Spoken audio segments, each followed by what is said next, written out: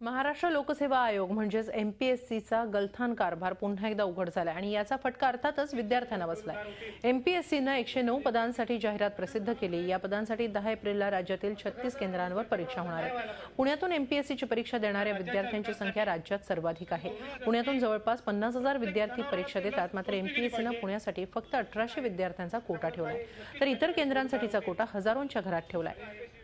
एमपीएससीच्या या निर्णयावर विद्यार्थ्यांनी तीव्र नाराजी व्यक्त केली आहे। दरम्यान एमपीएससीनं परीक्षा शुल्क देखील 523 रुपये केलं आहे, त्यालाही विद्यार्थ्यांनी विरोध दर्शवलाय। राज्यात दुष्काळ असताना एमपीएससी 550 रुपये शुल्क का आकारते असा प्रश्न विद्यार्थ्यांनी उपस्थित केला।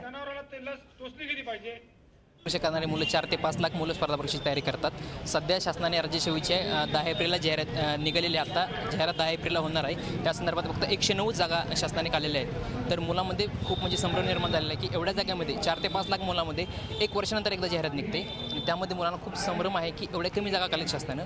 तर शासनाला माझी अशी विनंती आहे की त्यांनी 109 जागा जे दिलेल्या आहेत त्या खूप करून आणखी जास्त वाढवून मुलांना खूप सहकार्य करावं। मध्ये तुम्ही सेंट्रल यूपीएससीच्या फॉर्मसाठी मुलींसाठी फ्रीमध्ये सगळे फॉर्म भेटतात, फ्रीमध्ये तुम्ही फॉर्म भरू शकता। परंतु एमपीएससीचं तसं काहीच नाही। ॲक्च्युली 600 रुपये वगैरे फीस खरंच खूप जास्त आहे शासनाच्या आणि फायनान्शियली वगैरे खूप प्रॉब्लेम्स असतात।